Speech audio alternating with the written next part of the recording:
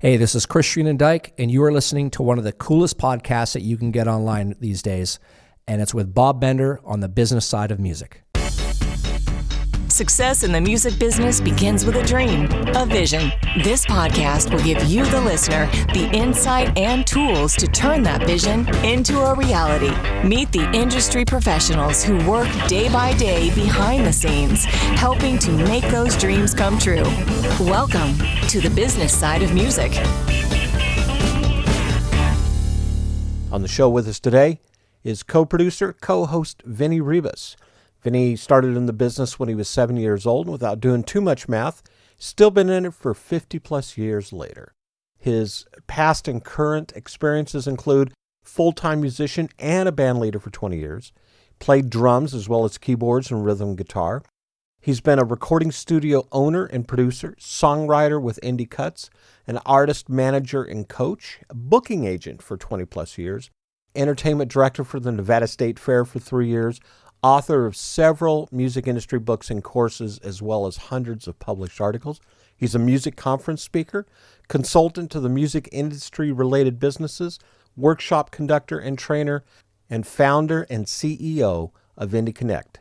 Vinny, welcome to the show. Hi, Bob. Thanks for having me on. Well, you know, it's interesting because you helped co-produce this and co-host it many times. And Minor details. And so, you know, all of a sudden we get to the fact that, you know, Vinny, people need to know who Vinny Ribas and Indy Connect really is. Let's talk a little bit how you started in the business. We talked about that, you know, yesterday, I think it was in the car. You started out as a drummer. That's right. And age 3, you were touring the world with rock and roll bands. No, but I did have my first paying gig when I was 7. Okay, well, that's better than most of us.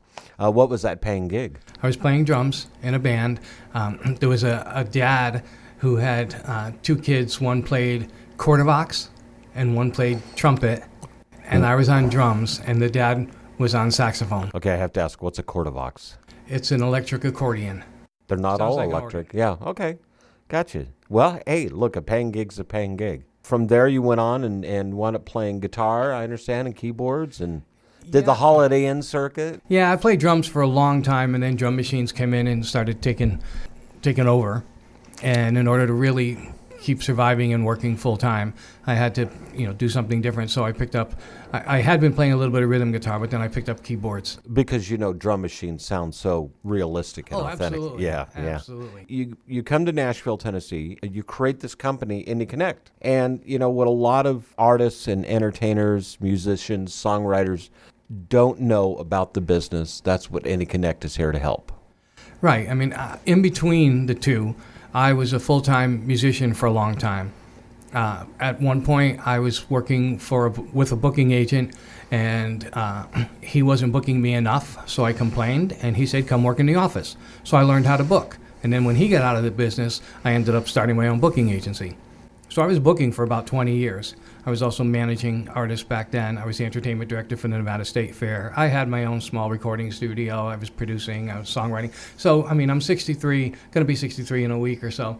So you get to do a lot over those years. But I lived in Connecticut for a long time where you couldn't make a living, so I was on the road most of the time. Then I moved to Reno and was there for a long time because I wanted to have a central location that I could work full-time, 6 days a week or so in the casinos. And we did a lot of that, but you still had to tour some. And then I moved to Nashville. So it was a long road, but Indy Connect was actually started by accident. Oh, really? Yes. Okay. Yes, I was actually doing business consulting, and I was working with an organization called CEO Space, which is a very large organization for very big thinking entrepreneurs. It's not for the guy who wants to open up one restaurant. It's for the guy who's going in saying, okay, how do I open 100 restaurants in 5 years? What kind of plan do I have to put in place? How do I get the money in place for that? And so that's what it teaches, and it helps to connect you with all the people that you need. So I'd go to their conferences, and there'd be not entertainment, but there'd be securities attorneys, and there would be investors there, and there would be marketing experts who have done this for major companies, and branding experts, and business plan writers, and just all the pieces that you needed in order to build your business and build it the right way on a very large scale. I was the state representative for that. And so here in Nashville, when we moved here, I started the local chapter of CEO Space, and I was running weekly meetings, and it was networking meetings, mastermind meetings, basically. I love masterminding. The difference being in a mastermind meeting, everybody gets to share, this is who I am, this is what I'm doing, and this is what I need next. And then we all mastermind with them to help them find whatever it is that they need next, contacts, resources, you name it. Because a lot of creative minds together works better. Exactly. Yeah. And we would get the creatives and we get the business people. You'd have the guy who does the business plans there with the entrepreneur saying, well, did you think about this? Have you thought about this?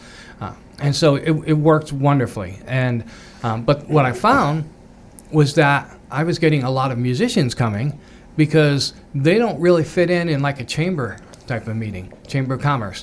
It's, they're not networking fools like I am. I can talk to anybody. I can go up to anybody and start a conversation. I noticed that last night. In fact, you and I went to an event and I lost you after about 2 minutes. Yeah, and you were. It doesn't bother me at all. And that's the kind of thing that I teach is, how to get connected. I was seeing so many musicians at my weekly meetings that I one day said to a bunch of them, I said, why don't we get together once a week and talk music business? And so we set that up. The first week we had 5 people, and I said to one of them, who was a publicist, I said, why don't you talk a little bit about what you do? And so he did, and we had fun. We had a blast. We went for 2 hours. And then the next week we had 10. And the next week we had 25. Yeah. And it's like, okay, there's a need for this. And the key was that I was getting people from every level of the industry. There were hit songwriters there. There were former major label artists saying, okay, I'm an independent now and I don't know how to market myself. I don't know what to do. And there were marketing people there. And I mean, it was just amazing, the mix of people who were all there helping each other. And it just grew from there. So it was all about exactly what CEO Space was about. It was like bringing everybody together. We'd have a speaker, and you were a speaker many times for that, and you actually ran one of our satellite meetings for a long time. But it was very much about getting plugged into who else has the expertise that you need? Not necessarily that you're going to hire them, but you've got a question, and here we got 20 people with all kinds of contacts and resources and knowledge. Let's see if we can help you find the answer to that question or that contact that you're looking for. The strategy that you're looking for, the ideas that you're missing, the resource that you need. And it became so overwhelming that we ended up at one point having 10 chapters around the country and 5 meetings every single week all around Nashville. That's how popular it was. Right. But it was not designed to be a business. It was designed to be kind of a social club, and that was hard to do because it became full-time. And so I eventually pared that down to running 1 meeting a month here. But we had the fortune. I'm just going to ramble on, just so you know. Sure. We had the fortune of having a videographer when has that stopped you before? That's what I want to know. Coming to one of our early meetings, probably like the 3rd meeting, and said, these talks are really valuable. I'm going to start recording these.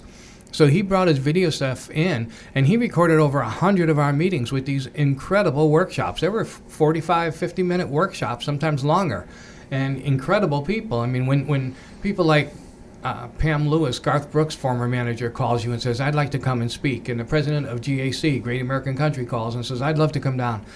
You're doing something right. And so we built our website. I was writing articles all the time on the industry, and a lot of it from what we learned at the meeting that week and everything. And so IndyConnect.com ended up having still has over 100 video workshops on there. It has hundreds of articles. It's just an amazing resource for all of this expertise. I know as much time as I've spent looking at the IndyConnect website and doing my research, it was interesting. I discovered something new yesterday. The one video of help, my kid wants to be a musician, which, I get that a lot with my clients who call me. Their 16 or 17-year-old son has now become somewhat proficient in playing the guitar or the bass or the drums or whatever, and they've put a band together and they want to go in the studio and record, and they want to know what that road is that's leading they're going down. And that's where when you talk about networking and getting all these people together, you're taking, as you and I've discussed it in the past, years of experience. We get a lot of miles under our belts. We've been on the road. We've done the different circuits or the different tours, and that's it's great that you can go to school and learn the business aspects of so many things. But until you actually get in those trenches and work and learn from, baptism by fire sometimes, or trial, and error, you don't really understand the benefits and the perils and the pitfalls of everything that can happen. So, it's good when an artist can get together with someone who has some experience and mentoring, and maybe help educate them so they, every step they make, or most of them, are positive steps forward. Right. What I find is that a lot of parents, they fall into different categories. There's the ones that are very protective, overprotective. There's the ones that are very pushy, like the dance moms, or the stage moms, the stage moms, and then there are those that are just, they're willing to do whatever they can to help their kid, and no matter where they're coming from, the problem is there are sharks out there, and there are sharks that take advantage of them, and they say, oh, you need to buy this equipment, or you need to pay me for artist development, and it's going to be this grand amount of money, and they put stars in their eyes. It becomes a major challenge. So that's one of the reasons that I put Help My Kids a Musician together, which is an online video series. Right. And I also felt like there are a lot of challenges that are inherent in that when you have a kid who's a musician that nobody addresses. Like, that kid is going to get a lot of attention. Their siblings could get very jealous. That kid could be making money when he's 15 years old, and that should be managed, because otherwise it becomes an altered reality when they later on down the road, or when they've got money and their kids, their friends don't, or their brothers and sisters don't, or whatever. So there's a lot of things like that. There are issues with parents I've seen spend a lot of money on equipment and lessons and everything, and the kid's 15 years old, and then all of a sudden gets a girlfriend and doesn't want to do music anymore, or and discover now, sports. Yeah, and the parents have now invested in all this equipment, and now what do you do with it? Right. And so Help My Kids a Musician, it started out as just having the experience of having so many parents coming to my meetings and saying, I don't know which way to go with this, and I don't know what's the smartest way. I don't know who to trust. And it wasn't like I had all the answers, but collectively, what I found in our meetings was that if you weren't trustworthy, you were weeded out pretty quickly. Mm-hmm. If you weren't the type that was going to be there and giving, and you were only taking, you were weeded out. And it was a place that you can come in and say, has anyone worked with this person? Or has anyone gone down this path? Yeah. Has anyone gone down this path and tried that? Did that work? And why did it or why didn't it? And so it was really powerful. So I tried to take those kind of comments and experiences that I've been hearing for years from parents and put them into just kind of a guideline type of course on, what is it like to go into the recording studio, and what should you expect, and what shouldn't you expect? What shouldn't the producer be doing? How do you find the right studio? How do you know whether your kid needs a website or needs this, needs that? I mean, all the things that they're going to be bombarded with online. You got to have this, got to have that, got to have that, got to have that, and knowing which path to go and which is the smartest one for the kid's age, for the kid's talent level. Those are all the things that I'm just passionate about, not seeing any more parents get taken or kids get taken or abused for their talent and stuff like that, because that happens all the time too. We're going to touch back on that when we get back. This is Bob Bender with Vinny Ribas, and you're listening to The Business Side of Music. You're listening to The Business Side of Music. Hi, Julie Rust here with another Audible Insight. While I was on tour in the upper Midwest, I was visiting a friend of mine who had just bought a new house. He was showing me his yard. And then I heard water. Is that water running? Oh yeah, that's the neighbor's fountain next door. So I looked and looked for the little round concrete thing, although it was making a whole lot of noise. I never saw it. What I did see was beautiful rocks and trees and terraces and flowers and bushes. I mean, the landscaping was amazing. In this tiny, tiny little city yard, it looked like a little peaceful, sacred space in the mountains. I didn't find that fountain, not until the next day when I was outside doing Tai Chi and my mind was quiet. When I glanced into the yard, I saw it. It was a fountain disguised as a mountain stream. It cascaded over all those large rocks and wound its way through this tiny little yard. It was amazing. It made me think about preconceived notions, beliefs, assumptions. I decided that if I didn't stay open, I'd have a life filled with concrete fountains. This is Julie Rust. To hear more Audible insights or listen to my music, visit me on the web at julierust.com.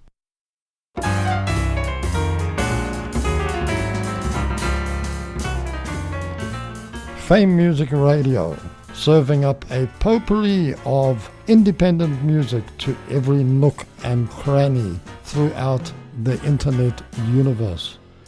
From Roku TV to TuneIn, the world is listening. FameMusicRadio.com.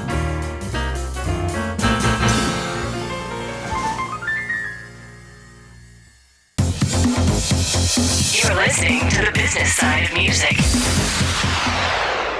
We're back. This is Bob Bender with Vinny Ribas, and you're listening to this edition of the Business Side of Music. We're talking to Vinny today here in the studio with regards to Indy Connect and the services that your company provides. I know here in Nashville, we talked about this, I think, in another meeting we had. The talent pool is real deep here, and you have a lot of great artistry that comes to town, whether it's a guitar player or a fiddle player or a drummer, a keyboardist, or a songwriter or a singer. And, you have to be on your A game the entire time. And I think a lot of people, I know that when I worked in the record business, I had people, when I'd sit in my office at the record label, and I'd watch people walk up and down Music Row, looking for that deal, quote unquote. Some of that has changed, but you mentioned that the sharks are still out there. How does an aspiring fill in the blank? How are they able to, first of all, discover what the shark actually looks like, and then how to avoid it? Well, I mean, the first signal obviously is if it looks too good to be true. There's a good chance that it is. But the biggest thing is, if you are involved with networking and you get to know people in the industry, then again, it's really easy to say, okay, who has experience working with this person? Yeah. And just check their references and make sure, because what I find is a lot of people don't start out to be sharks, and they're not really sharks in the industry. They're not trying to abuse people, but they have their level of expertise that may not be exactly what you need. And yet they need clients, and so they're going to try to pull you in. And so, you can get somebody who came from a record label because the record label's downsized, and they use that "I'm from the record label" moniker to say, I know everything there is to know about the music business. I can help you as an independent artist. What I found is that a lot of people from the label have never worked with an independent artist. They didn't start there. They came out of one of the colleges as a marketing person or something like that, got a job in the label, and all of a sudden they're thrown into the general sector outside of the label. And what am I going to do? Well, this is where my expertise is. I know how to market, but I know how to market the way the record label does. I don't know how to market as an independent. And so there's a big difference between knowing what somebody's expertise is and I mean, they're very reputable as far as what they know, but knowing that it's right for you. And you bring up something that's interesting, because this is what I preach these days, is the record label ain't what it used to be. It's you mentioned it earlier this morning in one of our conversations that the record label is the bank. They're the ones that write the checks, but they're not doing the developing anymore. The A&R has almost gone away from it entirely. And so these people that, my background was different because I started out in the road and started, touring in the concert business. But a lot of these people, I'm going to say kids that come out of the record business, they went to college, got their music degree, started in the mailroom, and once again, they have the business schematics of it. They understand how those gears work. Getting with an independent artist, which is really where the music industry is heading these days. As much as maybe terrestrial radio doesn't like to admit it, when you have platforms like Pandora and Spotify and YouTube that an independent artist can get as much success on as a labeled artist could at FM radio, and that the independent artist can go out and tour and do 40, 50 dates a year and make $3,000, $4,000, $5,000 as they build that momentum. You can make a very healthy living doing that. So it is important that the independent artist finds people that have experience and expertise in working with independent. Absolutely. What I find is that most artists don't even realize what is out there for them, and they're looking at the traditional route of going out and playing bars. That's what they're used to. And they don't understand the whole world of the gigs that are out there. One of the things I love to tell people is just listen. Anytime that you hear music, anywhere, anytime, somebody was looking for music, and somebody's paying for that. Yeah. I don't care if you're in an elevator. I don't care if it's on the radio in your car. I don't care if you're walking through a store. It doesn't matter if you're watching a film or a TV show, or it doesn't matter. Somebody was looking for music. There are thousands of ways to make money in the music industry. And so, and it's changing all the time. All the time. There are all kinds of new opportunities. I mean, the independent film industry is so big right now because the equipment has got, just like with studios, the equipment's gotten so cheap that there are thousands of them. So there are thousands of filmmakers. So there are options there. There are ways that you can make money there. And those platforms like Hulu and Netflix and Amazon, they're looking for independent films, and those independent films need music. So feeding system is growing exponentially. Right. And then there's the whole idea of there being performance venues that people don't understand. And I'm guilty of this too, because I haven't been out there performing in a long time. So knowing everything that's out there is really difficult for anybody to know. There are so many people that I talk to who are perfect for community theaters, these small 500 to 1,200 seat theaters that are in these smaller communities all around the country that will pay $4,000 or $5,000 for a good act. Right. Somebody who can put on a show. Performing arts centers. I found out a couple of years ago, because of an artist I was managing, that Florida has over 200 retirement villages with theaters in them, and they pay $4,000, $5,000 for a show. And you don't have to be the draw for that. We were talking this morning, you and I, about soft ticket and hard ticket gigs. This is one of the biggest challenges that artists have. Hard ticket gigs are where you have to be the draw, and you're getting paid because you have a draw. And a concert, a lot of nightclubs are that way. Soft ticket gigs are where they already have the audience, they have the people there, and they just need somebody who's going to be a great entertainer. And most artists, the traditional route that they think about is the hard ticket gigs, going and play in the local clubs and stuff. But if they really assess the kinds of gigs that are available to them that are soft tickets, they'd be amazed what's available. And that would be things like colleges. The kids are already there. You don't have to be the draw. The kids are already there. Hotels, any place that's in a tourist area, theme parks, the community theaters in the smaller cities, the retirement villages. I mean, we can go on and on. Military bases. There are all these different venues. I was telling you this morning how I used to play a lot of AA clubs, the clubhouses, because they don't go out to the bars. Right. Alcoholics Anonymous, they don't go to the bars. So in any town, I can call up and say, I'm in town and I've got a night off and I would love to come down and do a dance for you or something like that. And I'd make a couple of $100 for the duo. And it was just an add-on. Yeah, it's better than sitting at home not making money. Or paying for a hotel room. Yeah. Because you can. There are a lot of things that you can do. There are a lot of ways to make money nowadays. And so artists who are counting on the label deal and being discovered, which is what we get a lot of, obviously, here in Nashville, they're missing the boat for a couple of reasons. One, because the labels aren't looking for very many people at all. I mean, they're not signing anywhere near as many people unless you have lots of money to come in, because they are the bank and they want to manage your money. So you have to come in with that, or you have to come in with millions of followers already, and most people are not doing that. Right.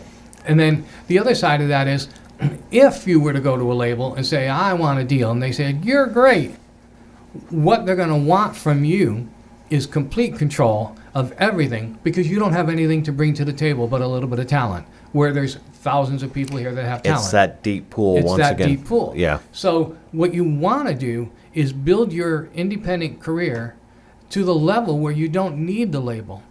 And then they will come to you. They'll seek you out and say, we want to sign you. And you say, well, what are you going to offer me? Yeah. I don't need you. I'm making $200,000 a year. Yeah. What are you going to offer me? The cards now wind up on your side of the Right. table instead of theirs. Right. Yeah. Otherwise, you just get taken. And a lot of times, we've seen it. I've talked to I don't know how many artists who sign with a label, their album gets shelved or they never get recorded, whatever. But they're tied with the label for 3 years, 5 years, whatever, Yeah. and they can't do a thing with it. And it's a frustrating situation. And so because there are so many avenues that an independent artist can go down right now, whether you're playing rock music, you're playing rap, you're playing worship music, it doesn't matter. There are ways to make money. There are ways to make money by sitting home and doing YouTube videos and doing a fan club. It's just incredible that the amount of ways that somebody can make money. And it could be a little bit here and a little bit here, but a lot of it's mailbox money. Yeah. And it adds up. And then you don't have to be as reliant on a label deal or doing 200 gigs a year at $200 a night to try to make a halfway decent living. And I know artists that are road warriors that do that because that's the only way they can survive. There are smarter ways to work. And I think we'll talk about that when we get back. Difference between surviving and thriving in this business. This is Bob Bender with Vinny Ribas, and you're listening to this edition of The Business Side of Music. You're listening to The Business Side of Music.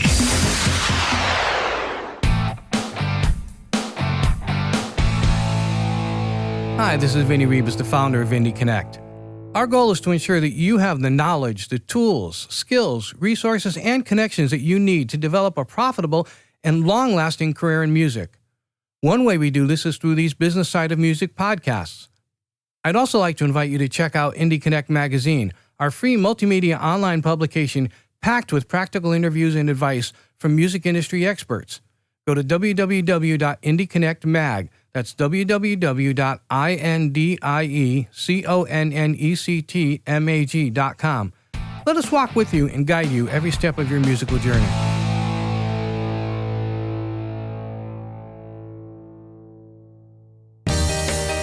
Next up, the Indie Artist Spotlight, brought to you by Reverb Nation. What I've already decided to forget. Oh, but don't tell me when. Hi, this is Shaylee. I'm from Chicago and I'm part of Reverb Nation. I play a lot of contemporary acoustic singer-songwriter music. It's kind of all in there. I play a lot of open mic venues right now, smaller coffee shop places, which I really enjoy because I get to meet people and share my music as I write it, which is nice, and promote the music that's already out. I released my first EP, We All Need to Go Places. I'm really proud of it.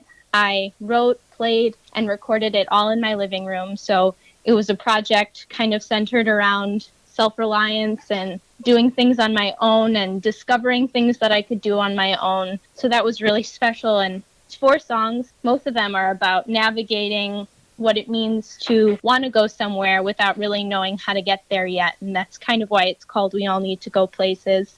You can check out my music and some videos on my website, which is shaylee.com. That's spelled SHEALEIGH.com. And you can find me on Reverb Nation /Shaylee, SHEALEIGH. Here's an excerpt of my current single, The Party. I'm not the same as I was when we met.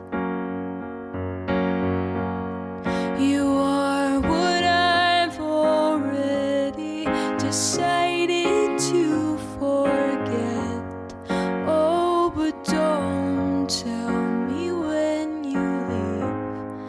the party is dead. You said please don't go and leave me alone, and I thought I let you down.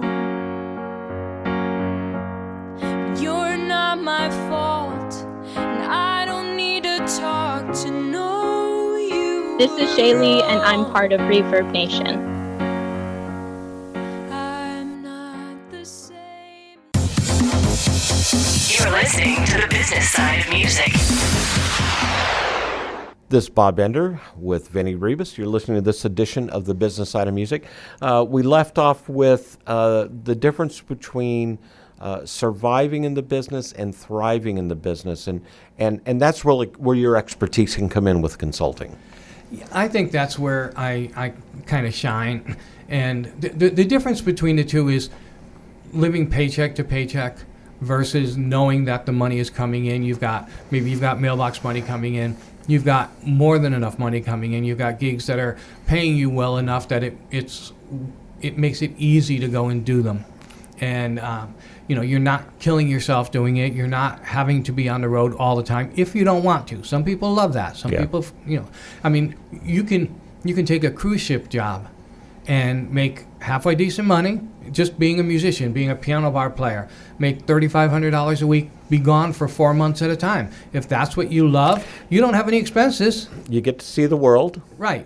So there are ways from a porthole. Right. And for maybe 2 hours at a time on each of the islands. I know I did it for a long time.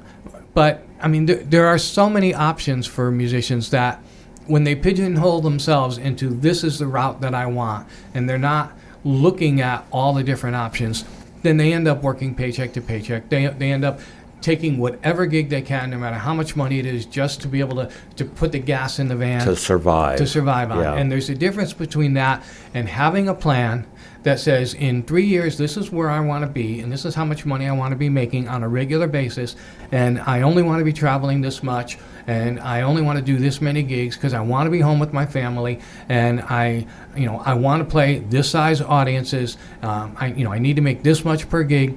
And when you do that, you can now backtrack that and say, okay, in order to be there in 3 years, in 2.5 years, I need to be here. In 2 years, I need to be here. In 1.5 years, and you go all the way back to right now, and you can figure out what those stepping stones are, what those milestones are, and what you need to do to get to that next milestone. And when you start building it that way, you're thinking like a manager. A manager's job is to build your career and to develop a career around your talent, a very lucrative career. Right. And the way I look at myself, I do manage one artist, and I'm very proud of that, but pretty much all of my other artists are just straight consulting, and my job is to be a manager with a salary cap. Yeah, one of the things that I talked about when I worked at the record company was, we would have artists that would jump from manager to manager to manager. And they kept saying, well, that manager's not doing what I need him to do. That manager's not doing what I want him to do. When we got down to the bare bones of it, those artists, outside of having a record deal, really didn't need a manager per se, because there was nothing to manage beyond the record contract, and an entertainment lawyer or a business manager can take care of that. It really, to me, comes down to the responsibility of the artist to figure that out. But in many cases, they just don't know how. Absolutely. And what I find is most artists think that a manager is the booking agent. The manager's going to get them the gigs. They don't know the difference between the two. More importantly, there are a lot of people who do need managers. They just don't know how to attract them, or a booking agent. They don't know how to attract a booking agent, and you're going to get conflicting responses when you go to a booking agent and you say, I'm looking for gigs, because you have to know the difference between all the different booking agents. Some represent artists, and they're exclusive with those artists. Some represent venues, and they just are the ones that hire the entertainment for those venues. Some are catch-alls, like the William Morrises and stuff like that. They've got the artists they represent, but they sit and wait for the phone to ring. Others are aggressive and go out and get gigs. So you've got to know as much about that as as you do about booking yourself. It's the same thing with managers. Different managers have different areas of expertise, and you need to know, number one, what you want, and then number two, how to attract that manager. What is it that I need to put in place to attract the right manager? Somebody who looks at what I have and says, I see the potential. It's not just the talent, because managers and booking agents both make money off of your income. Right. That's the bottom line. That's it. If you're not making enough money, there's no money for them to survive on. Yeah. There's no money. If you're a $100 a night act, and I can take 15% as a manager or as a booking agent, I'm going to make $15. But I've got the guy down the street who's knocking on my door who makes $2,500 a night. I can get $375 from him. Who am I going to make the phone calls for? Right.